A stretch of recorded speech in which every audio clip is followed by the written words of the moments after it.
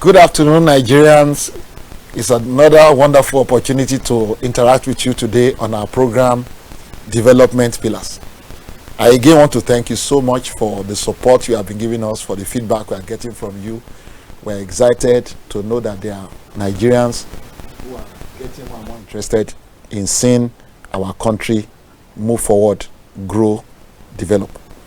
Today on Development Pillars, we have a very important guest who will be interacting together. His name is Mr. Tajudeen Suleiman. He is the managing editor of the Whistler newspaper. And together we will be discussing a very, very important topic relating to the media. But first of all, let's welcome our guest to Development Pillars. Mr. Tajudeen. Thank you very much. It's a pleasure having you today. It's a pleasure. Thank you so much for honoring our call. Mm. So today we are looking at the role of the media in nation building. The media is described as the fourth estate of the realm, or the fourth power. Why is this so? So we have the executive, we have the judiciary, we have the legislature as the three arms of government. And because of what the media does, the media is deemed to be equal in power, in influence and significance to these three arms. So it is called the fourth estate of the realm. Mr. Tajudeen, why is the media this powerful? The media is powerful for a lot of reasons. First of all, I would like to correct what you just said now. The media is the fourth estate of the realm, not because it's as important as the other arm of government. Okay. There are people who have argued that the media is even more important. More important, okay. And one of those persons was no less a person than Thomas Jefferson. Who was president of America, the United States, yes, in 1801. Yes. So he said that he would even prefer a country with newspapers Than without government. Government, wow. Than a country with government but without newspapers. Because he believes that democracy, that government exists for the people. But those who get into government and are lost in most cases. In most cases. They are lost. They become like wolves, to quote him. He said they become like wolves. So you need an institution that can check the governments, the powers of the government. Yes. So that they can continue to be they can exercise their powers in the interest of the people. So it's a very important arm of government because it does checks and balances. It checks the government's the excesses of the executive, the judiciary, and the legislature. Those are the other arms of government. Yes. So it is the media that checks all of these people. So it's a very important role. And if we are four in a team, and you have the power to check all of us. Yes. For example, the executive, the legislature, the judiciary, they fear the power of the media, and because of that fear, they are prodded to put themselves in check, so to speak. Exactly. Is that obtainable in Nigeria? This is what should be obtainable in any democracy. But in Nigeria, we cannot say that is obtainable here. Because from my experience, I've been in journalism for almost 30 years now. What I've experienced is a situation where the media operates, does its job of checking the excesses of government, of giving government alternative views. But government does not respect the press, doesn't respect the media in this country. And why? Because there are no consequences. Let me tell you something. I'll go back to Thomas Jefferson again. He said that for the media to play its role properly, the citizenry must be very educated. They must be able to read newspapers. How many people can read newspapers? How many people even buy, even among the educated?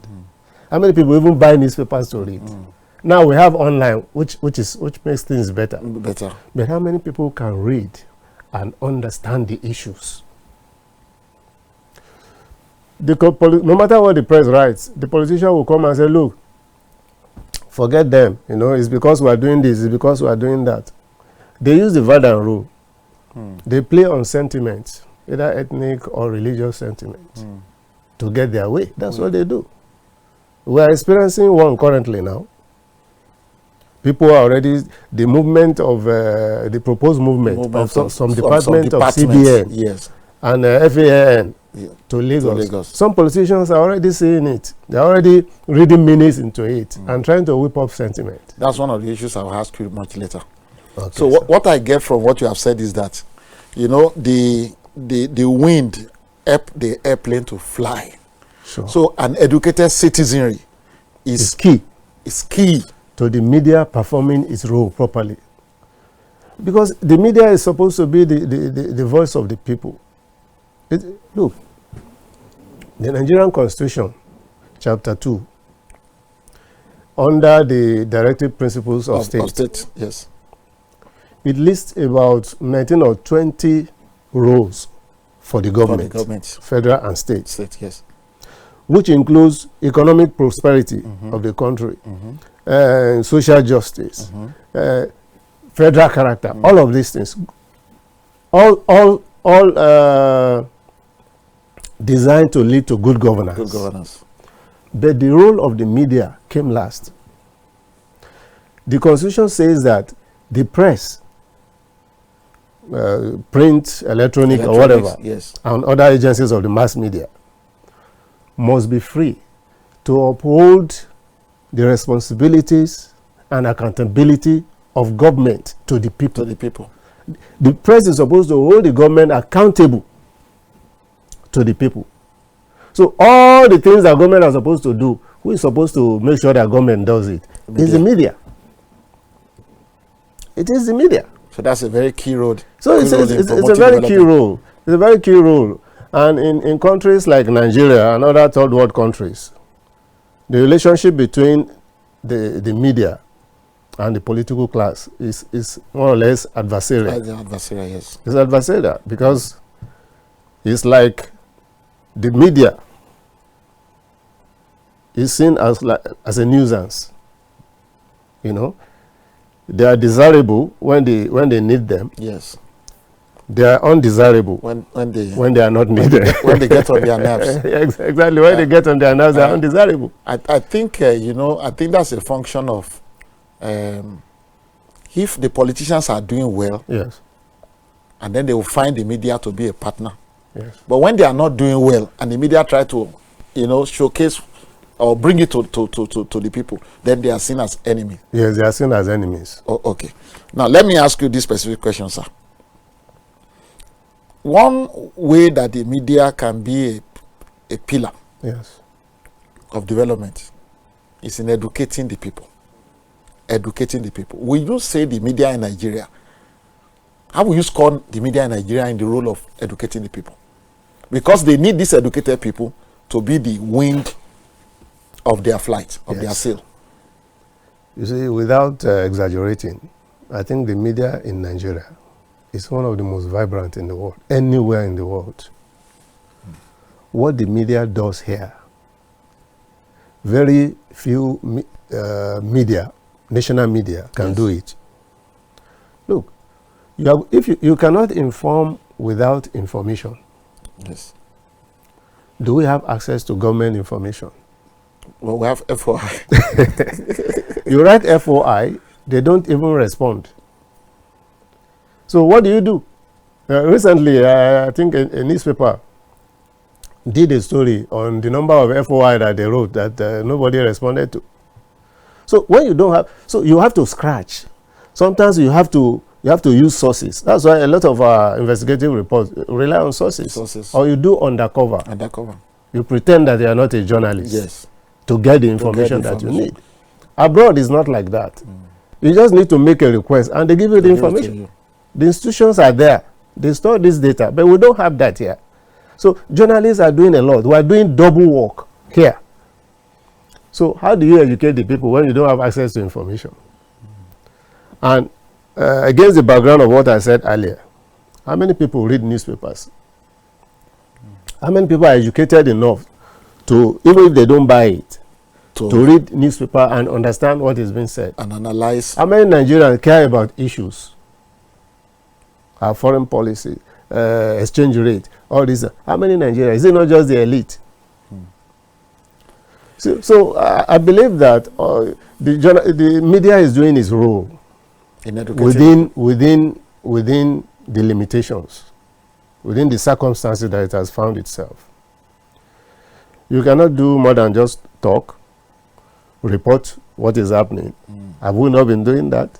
I saw something on the news, I think yesterday. Yes.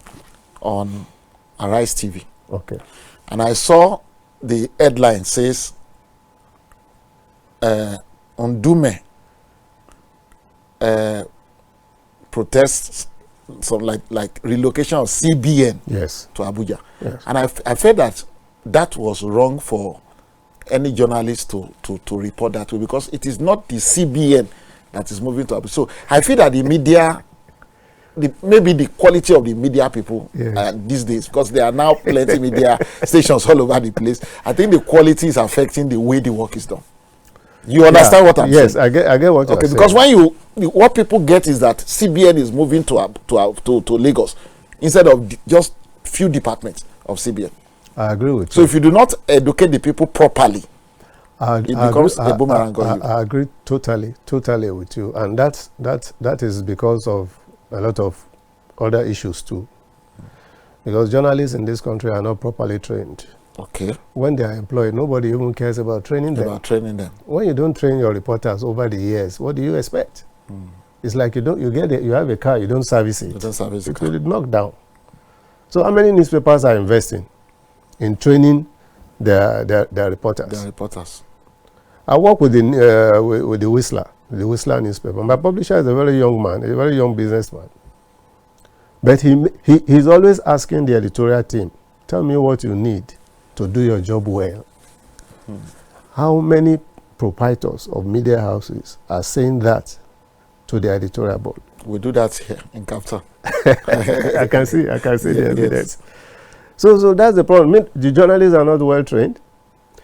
The schools that produce some of these people, we know what is happening in our higher institutions today. Yeah, so it's a problem. I see so many of those errors. I see so many of them too. Okay, for instance, I was watching one of the major television stations, and they are reporting the crisis in Jos. Not the one that is happening now. Not the one that I think that one happened last Christmas, year. Yes. You know, they are reporting the crisis because from the eyes of the man that took them there. Okay. He was a member of the House of Representatives. Okay. He was the one that took them there. And it was what he told them that they are reporting. So that's partisan. Unfortunately for them, bias. when they now started interviewing, when they got to the village and they started interviewing the villagers, they were saying different things. You see? So someone was supposed to have edited that, to have seen that no, these stories and knowledge, because there's no convergence. There's no convergence. Yeah. So these are errors, but you cannot blame them because of the economic circumstances. So somebody paid for their trip there. Their trip to and fro. That's the thing. Okay. So the media is not as buoyant. Yes. Because if you don't have a buoyant economy, the media cannot be buoyant. Okay. And when the media is not buoyant, it cannot do its job properly. That's the truth. Because you need money to do investigation. Okay. Thank you, Mr. Tajudeen. Yeah. Viewers, you are still on Development Pillars, and we'll be going on break shortly. But before we go on break, I want to let Mr. Tajudeen look at the issue of the media, the two key roles, as explicit capacity for advocacy and the implicit ability for framing issues. We are going to look at these two issues when we come back from the break. How can the media, in being instrument of nation building, innovate, re-engineer, focus, energize in making these two work for the people? Please don't go away. We are still on Development Pillars. We'll be coming back shortly.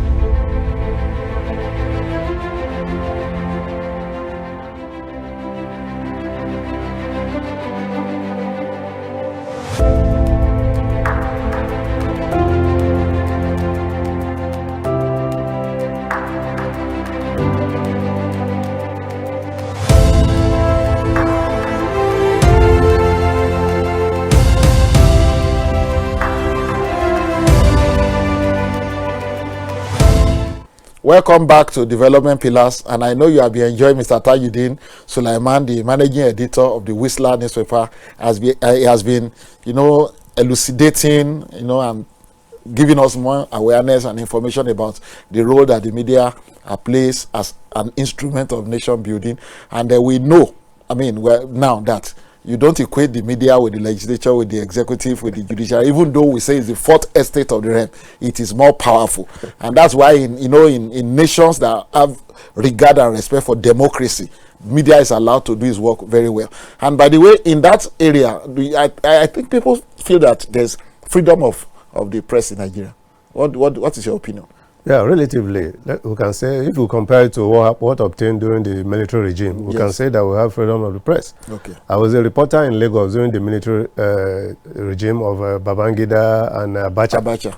And whenever we want to do editorial meetings, we don't do it in the office, because somebody may come and throw bombs at you in the office. Are you in the news or the temple? I was in the news temple. Because I know. Yes, I was in the news temple. So we'll look for a bukateria, what they call buka. Yes. Or a small restaurant, in the marketplace. Where there are other places, yes. 20 people. Yeah, so we'll sit there for a few minutes, not long, because if you sit there for too long, they may get information that you are there. Yeah. So we'll leave there again and go to other places. So we are not operating from our offices. Okay. So when you compare what is happening now and what happened then, you can say that we are enjoying freedom. Okay, so we enjoy freedom now more than before. Yes. But in the issues of, explicit capacity of advocacy, will you say the media in Nigeria is doing advocacy for development enough? Advocacy for nation building enough? I don't think so, frankly speaking. I don't think we're doing enough advocacy for nation building. Yes, we are doing advocacy in other ways. Nigeria is a diverse country. Yes. Multicultural, multiracial, multi-ethnic. All the problems plaguing this country is also with the media. All the problems of ethnicity, of religion. It's also evident in the media. So it's a problem. It's one of the reasons why the media has not been able to play that role for national development. Effectively. It has the potential, but it has not realized that potential yet. So unless we are able to realize that potential, but the challenge is, how do we overcome those obstacles? How do we just look at the country and not where he comes from? How do we just look at the country and not the religion this man practices? Because we have a situation where the media even supports a corrupt person, because the ethnic group is saying that it's being persecuted. So it's a problem. I was thinking on the issue of orientation, for example. Yes.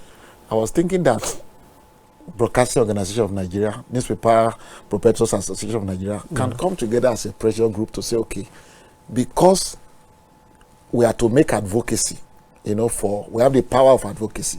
I believe that just like coming together, doing, sensitization, advertisements, commercials, that is unified by the body, and to correct this issue of tribalism, religious bigotry, and so on and so forth. We have had National Orientation Agency. Yes. They sing all these jingles all the time. And the one done by the media, not done by But Mr. Osho, I think the media is doing a lot. I told you that they are doing it in other areas. For instance, I'm aware that the Ford Foundation and MacArthur Foundation, they support government developmental efforts in Nigeria and some other third world countries. Yeah. They have been doing that for long.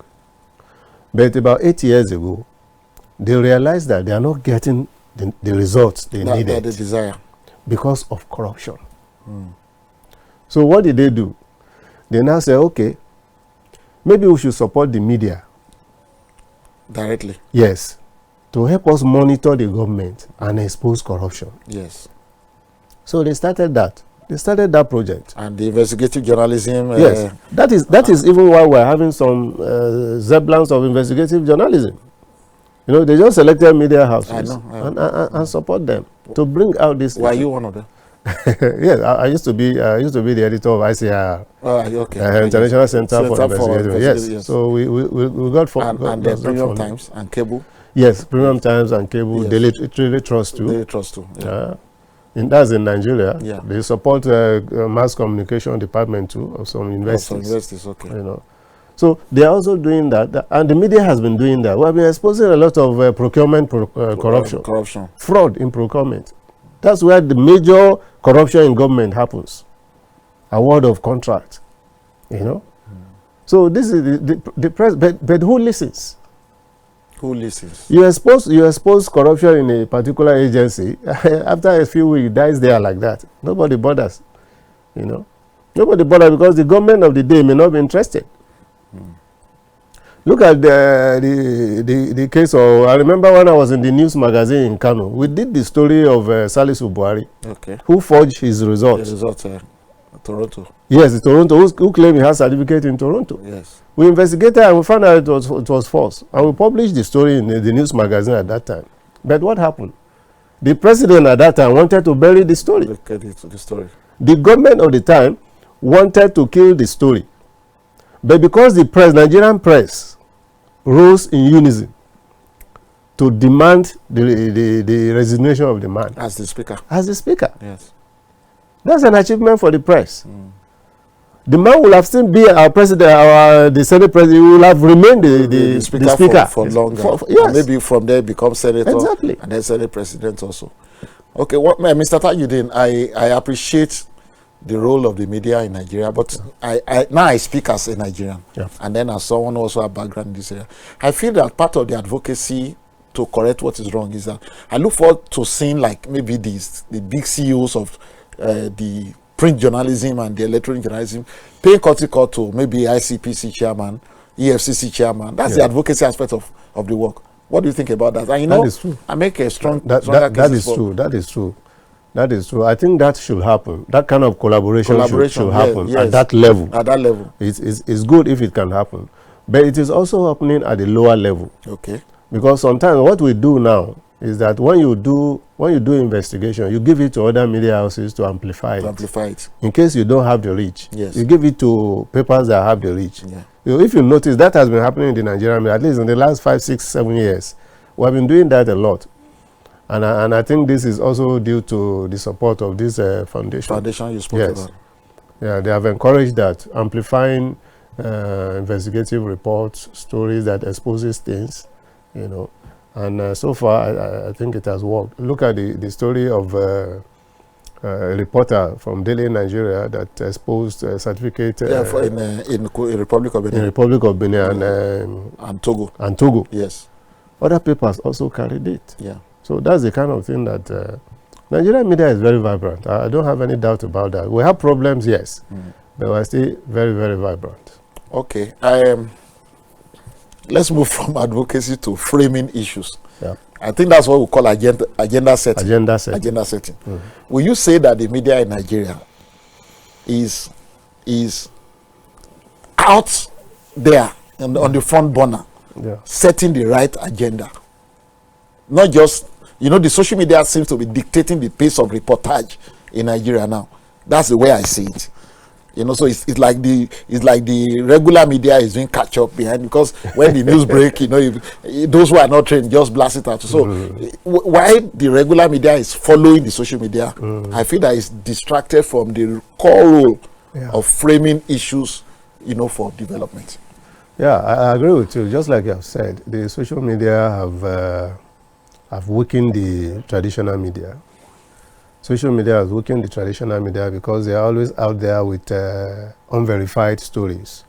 And because we have a populace that where majority don't know when the news is fake or real, true. So they believe it. Many times, even my wife will ask me when she has read something on Instagram, I will say, did you hear they said this? I say, who said it? He say, I saw it on Facebook or Instagram. So it's a problem. But we are setting agenda. But whether we are setting the right agenda, I think that is the question. I went to one hospital in Abuja. I will not explain. I will not mention the hospital. But one of the biggest 3 hospitals in this town. And I felt that if we had journalists who come there to just do a good coverage of what is happening there, that will amplify the pain Nigerians are going through in the health sector. And that is not only a sector alone, in several others. I feel that the media, with all that you have said, see as a challenge of, rising up to stand for the people. Yeah, I noticed, in putting the leaders on their toes. I agree with you, especially on development issues. Issues, yes. I think I see 2 problems there. Yes. One, what is the financial capacity, the economy of the media? Of the media. You understand? Is important. And then the readership. What kind of stories do people read? Want to read. If I write that, I saw a man that has innovated something, who is going to read it? And now people are just thinking about whether you're publishing online or publishing print. People are concerned about the click. How many views do you have? Okay. Because that's how the advert can come. Thank you so much, Mr. Tajudeen Suleiman. We are planning to expand our time so that we can be able to deal with these issues more and more. So it's been very enlightening speaking to you. Nigerians, you have heard Mr. Tajudeen Suleiman, the MD, the managing editor of the Whistler newspaper. And today he has spoken to us on the role of the media in nation building, the work of advocacy, the work of framing issues, and the work of, being the fourth estate of the realm. Thank you so much, sir. We look forward to the opportunity to have you sit on this hot seat again and to fire more questions at you. Thank you so much. Having me. So thank you, Nigerians. Have a wonderful evening, and wherever you are, please be a nice citizen of this country. Let's build Nigeria together. This is the only country we have. God bless you.